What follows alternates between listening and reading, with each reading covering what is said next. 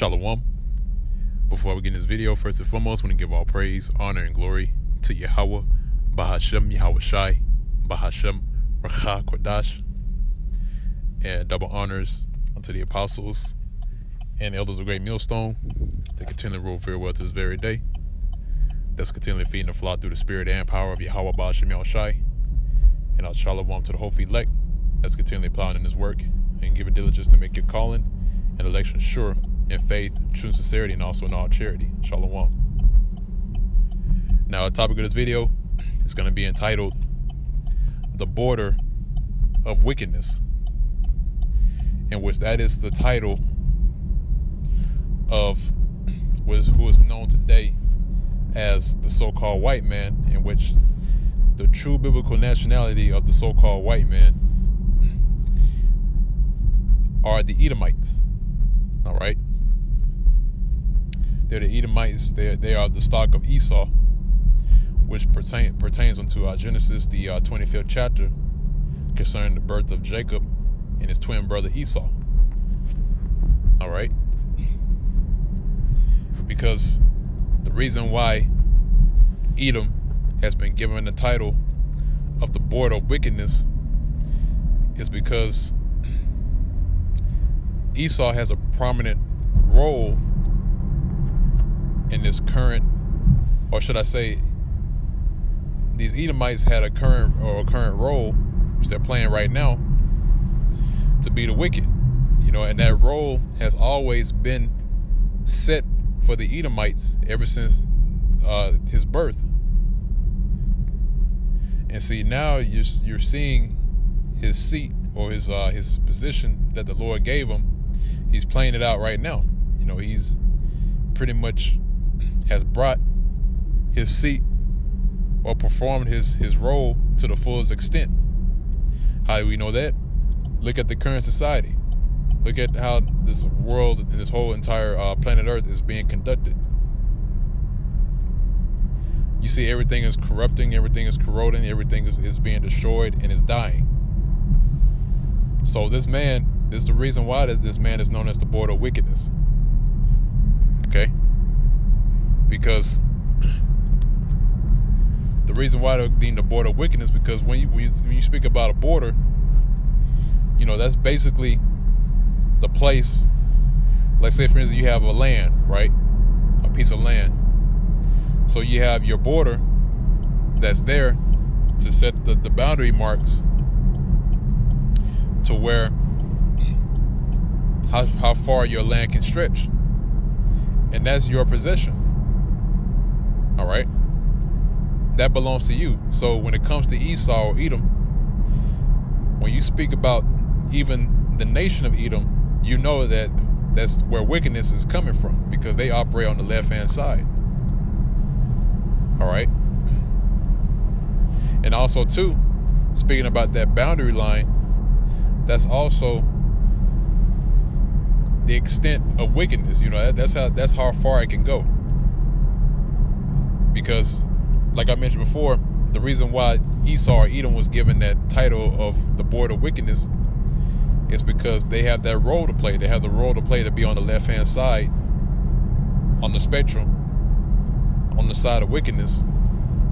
So if that's their role, you're going to see that they're going to play out that role to its fullest extent. Hence the reason why they're deemed as the border of wickedness. Because this is the reason why this is the end of days, which is ending off with the rulership of Edom. Because that is as far as wickedness will go. The nation of Edom. All right? But I'm going to go ahead and jump into the precepts, because I have a few of them lined up here. It's like it. This book of Job, the 14th chapter. And I'm starting at the 5th verse. It says, "Seeing his days are determined, the number of his months are with thee. Thou hast appointed his bounds to that he cannot pass." All right. So the Lord has set a certain boundary mark to where he can't pass. That's geographically, and that's also spiritually. All right. Because it's going to be a cutoff point to where the Lord is going to cut off his rulership and his momentum. And when I speak about momentum, I'm talking about the momentum of the elites of the Edomites, which are the banking families, the ones that you never even hear about, especially in the media. So it's going to come a point in time where the Lord is going to cut off their momentum. He's going to cut off their reign and their rulership because they hit that boundary. All right, and that boundary, or should I say, one of the things that's is going to reach that boundary is going to be the mark of the beast, in which we know for a fact that the mark of the beast is indeed the RFID microchip. All right, or the NFC chip, Vera chip, however you want to call it, which is integrated into the system. All right, to brand the people as their own, as their possession. Okay. Now I'm gonna go ahead and grab the next precept, which I mentioned earlier. All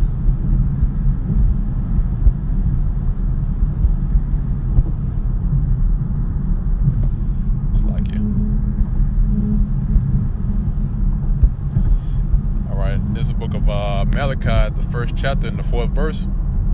It says, "Whereas Edom saith, we are impoverished, but we will return and build the desolate places." Right? It said, "Thus saith the Lord Yahweh Ba'ashem Yahushai, the Lord of hosts, they shall build, but I will throw down." And you're seeing that right now, because these Edomites are trying to build right now as we speak. But the Lord is continually throwing down what they've been building up, because it's the time. You know, it's the time for them to fall. All right? It's time for their kingdom to go down. That's why the Lord is tearing down their strongholds, which is even the infrastructure, even to their doctrine. You know, that's being broken down. And that doctrine that they push out is being broken down through the spirit and power of Yahweh Ba'ashem Yahushai by way of his men that he set up to go out in the highways and byways and teach. All right. Now, once again, it says, "They shall build, but I will throw down, and they shall call them the border of wickedness, and the people against whom the Lord Yahweh Ba'ashem Yahushai hath indignation forever." All right, and that word indignation means an immense amount of anger. All right, which is justified. So the Lord has indignation. He has a complete and utter level of hatred and anger towards the Edomites, pursuant to what? Romans the 9th chapter and the 13th verse. What does it say? It says, "For Jacob as it is written, Jacob have I loved and Esau have I hated." And that's in the New Testament. All right, which is it's the same as Malachi the 1st chapter, right? Start up at verse 2. It says, "I have loved you, saith the Lord Yahweh Ba'ashem Yahushai," and this is going towards the Israelites. All right, which consists primarily of the so-called Negroes, Hispanics, and Native Americans, and also the ones who are scattered abroad throughout the four corners of the earth due to the curses, whose line go back to the stock of Jacob. All right. It says, "Yet ye say, wherein hast thou loved us? Was not Esau Jacob's brother?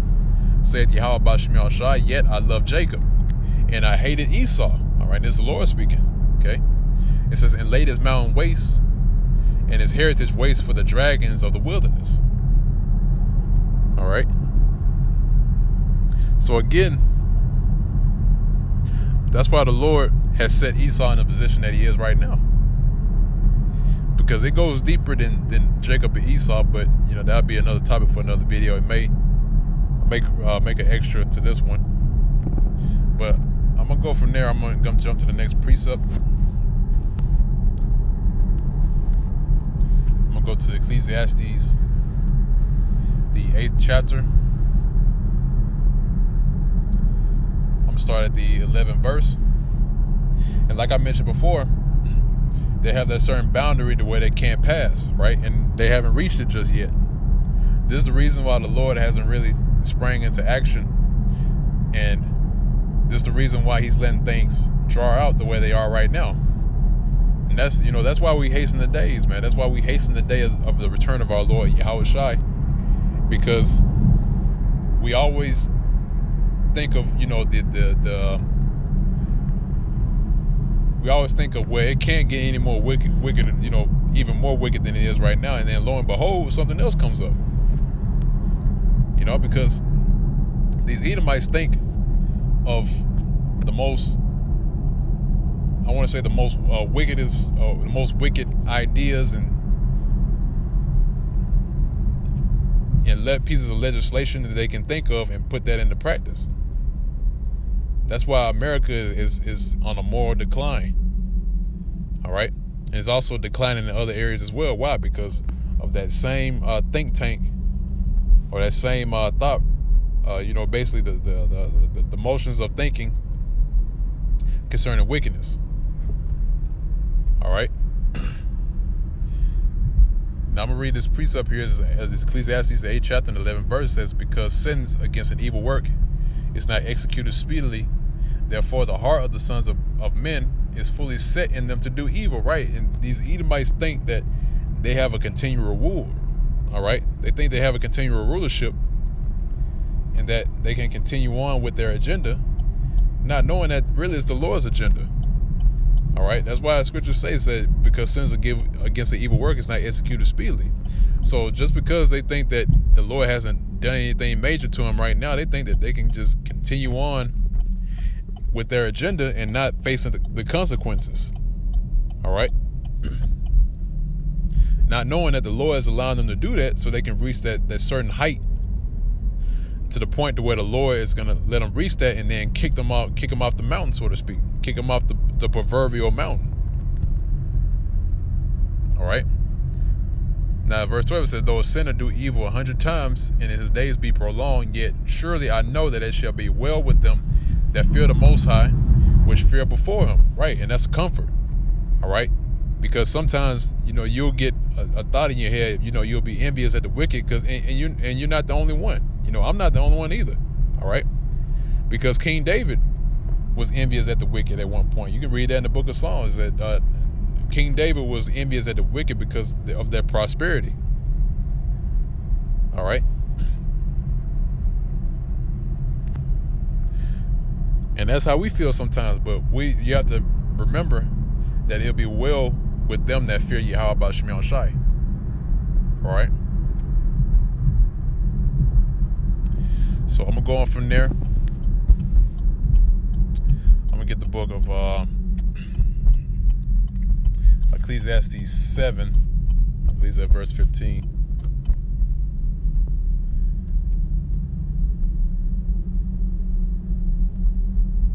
Right, it's Ecclesiastes, the 7th chapter, in the 15th verse. It says, "All things have I seen in the days of my vanity." And this is King Solomon speaking. All right. It says, "There is a just man that perisheth in his righteousness, and there is a wicked man that prolongeth his life in his wickedness." See? And to King Solomon, that's vanity, and that is vanity. You have a righteous man that's living his life in the ways of Yahweh Ba'Shem Shai, and then you have a wicked man that's doing the complete opposite, and the righteous man dies way earlier than the wicked man does. See, because the wicked prolong his days, man. All right. But there's two sides to that though, because when the wicked is living for so long, and they're not going to get right, so of course the Lord is allowing them to build up that tab, and then when it comes time to pay, that's at that point to where they have no excuse. All right. Now I'm gonna grab another precept so I'm in trans right now, so I'm kind of flipping back and forth. It's book of Proverbs, the 10th chapter.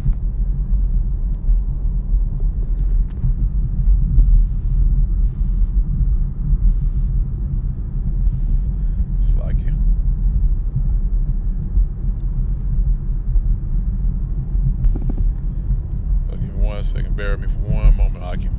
Slakia.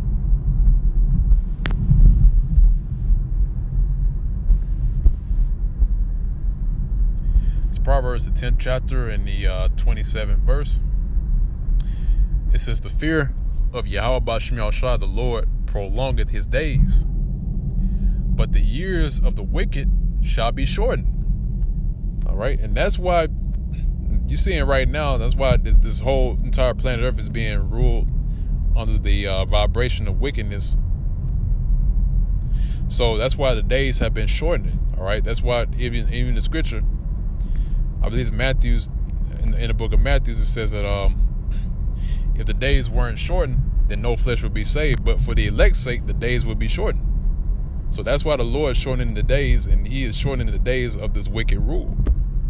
So again, this is the book of Proverbs, the 10th chapter, and the 27th verse, says, the fear of Yahweh Ba'Shem Shai, the Lord, prolongeth days, but the years of the wicked shall be shortened. Right, and you're seeing that right now. All right, because the Lord is slowly but surely starting to shift shift the control out of Esau's hand, out of the hands of America, and put it into his hands. All right, because once again, it's that boundary that Esau has to reach. Okay, and he's getting closer and closer each day. That's why the days have been shortening, and that's why a lot of things have been happening concerning prophecy. All right. Now I want to grab Proverbs, the 29th chapter.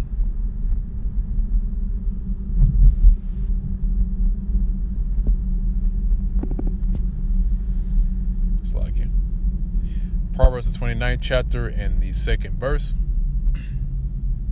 It says, when the righteous are in authority, the people rejoice. But when the wicked beareth rule, the people mourn. Right, and these people are mourning right now, man, because of this man's rulership. Okay? But when the righteous are in authority, the people are going to rejoice. That's when the earth is going to rejuvenate itself and be brought back to its full strength. All right? No more contamination, no more corruption. All that's going to be done away with. All right? And then that's when the rulership of the righteous is going to be set forth, going to be in full throttle. And Edom is going to be put down to a lower state for a certain amount of time. And then after he's put down to that lower state for that certain amount of time, he's going to be destroyed. All right. Now move on from there. I'm going to get the book of Isaiah, the fifth chapter, in the 20th verse.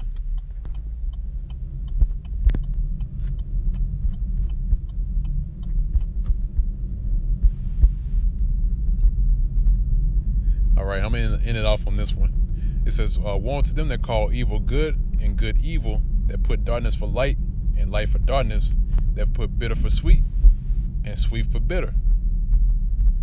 All right, in which that is akin to today, man. All right. So the things that have been seen as evil is looked at as good, you know, in which those are the things that are contrary to the Bible. All right, those things that looked at as good, as light. But here it is again. That's why the Lord soon is going to turn things right side up, because everything is out of course right now. Everything is out of order, because once again, the so-called white man's ruling. You know, these Edomites are ruling right now. All right. So that's why you have this precept that's written here, where you have the people calling evil good and good evil, because they see the things that we do as evil. They see us going out on the highways and byways and teaching this word to 100% truth in its entirety, and they look at us as evil for doing that. All right, because we bring out sharp rebuke, we bring out exhortation, edification, and they look at us as evil for doing that, man. But here it is, we're just reading out of the Bible what's actually written in there and breaking it down. But they can't take reproof, because the vibration that they're under is under the vibration of Esau, in which Esau is known as the goat. All right, and I don't mean the greatest of all time. All right, he's that goat that's pretty much the difference between the sheep and the goat, and that's the reason why the Lord says he's gonna come back to separate the sheep from the goat, because the goat, if you're going to sacrifice a goat, it starts crying out and it starts hollering and hooping, boo-hooing, crying out, man. But a sheep, when you about to sacrifice a sheep just lay there, man. Don't say it, doesn't raise his voice, doesn't cry out. So when the Lord comes back, he's gonna put to death that goat. All right.